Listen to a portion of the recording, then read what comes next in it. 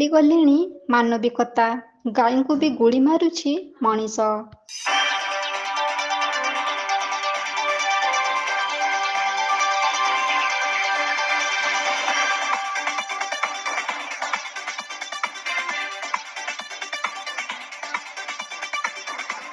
ଗୋମାତା ହିନ୍ଦୁ ଧର୍ମର ଏକ ମହାନ ପବିତ୍ରତା।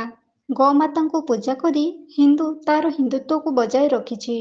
ପ୍ରତ୍ୟେକ ହିନ୍ଦୁ ଗୋସେବା କରି ଗୋମାତାଙ୍କୁ ଭଗବାନ ଠାରୁ ବି ଅଧିକ ମାନିଥାନ୍ତି।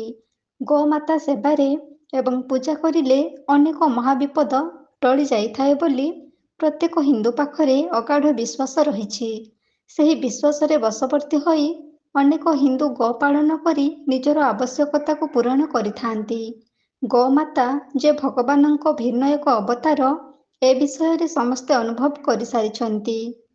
କିନ୍ତୁ ପରିତାପର ବିଷୟ ଯେ ବେଳେବେଳେ ଗୋମାତାଙ୍କୁ ଅବହେଳିତ କରି ତାଙ୍କ ଉପରେ ଅତ୍ୟାଚାରର ଏକ ଜ୍ୱଳନ୍ତ ଚିତ୍ର ଦେଖିବାକୁ ମିଳିଥାଏ।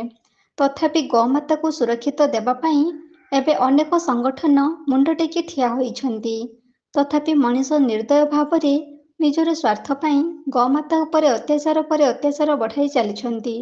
ନିରୀହ ପଶୁମାନଙ୍କୁ ଭୁଲ ରାସ୍ତାରେ ବିନିଯୋଗ କରି ସ୍ୱାର୍ଥ ହାସଲ କରିବାରେ ଏକ ପ୍ରମୁଖ ମାଧ୍ୟମ ଆପଣାଇ ନେଇଛନ୍ତି। କିନ୍ତୁ ମଣିଷ ସମାଜରେ ଅନେକ ଲୋକ ରହିଛନ୍ତି ଗୋସେବା କରିବାରେ ଖୁବ୍ ଶାନ୍ତି ଅନୁଭବ କରିବା ସହିତ ଗୋ ସୁରକ୍ଷା ପାଇଁ ଅନବରତ ସଂଗ୍ରାମ କରିଚାଲିଛନ୍ତି।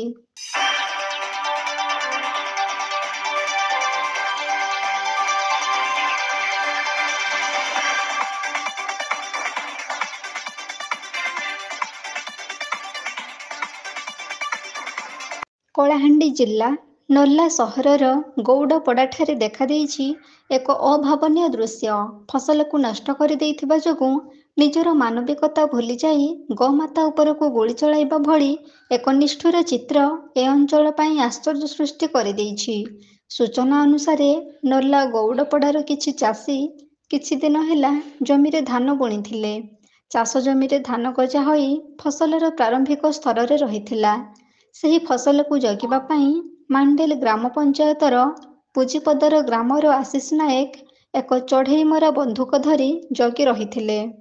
ଗୌଡ଼ପଡ଼ାର କିଛି ଚାଷୀଙ୍କ ଗାଈ ନିକଟସ୍ଥ ଚାଷ ଜମି ନିକଟକୁ ଚରିବାକୁ ଯାଇଥିଲେ।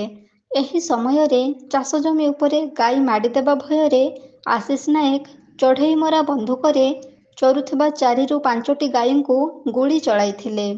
ମଣିଷ ନିଜର ମାନବିକତାକୁ ଭୁଲିଯାଇ ଗୋମାତା ଉପରେ ନିଷ୍ଠୁର ସାଜିବା ଏ ଅଞ୍ଚଳ ପାଇଁ ଚକିତ କରିଦେଇଛି। ଏହି ଘଟଣାକୁ ନର୍ଲା ଗୌଡ଼ପଡ଼ାବାସୀ ନର୍ଲା ଥାନାରେ ଏକ ଲିଖିତ ଅଭିଯୋଗ କରିଥିବା ଜଣାପଡ଼ିଛି।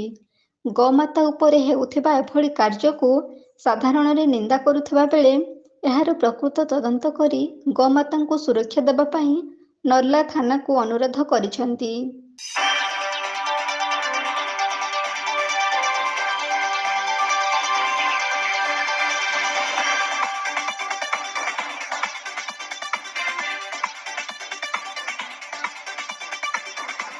କଳାହାଣ୍ଡି ନର୍ଲାରୁ ବିମ୍ବାଧର ବୁଦ୍ଧିଆଙ୍କ ରିପୋର୍ଟ, ଏବି ନ୍ୟୁଜ୍।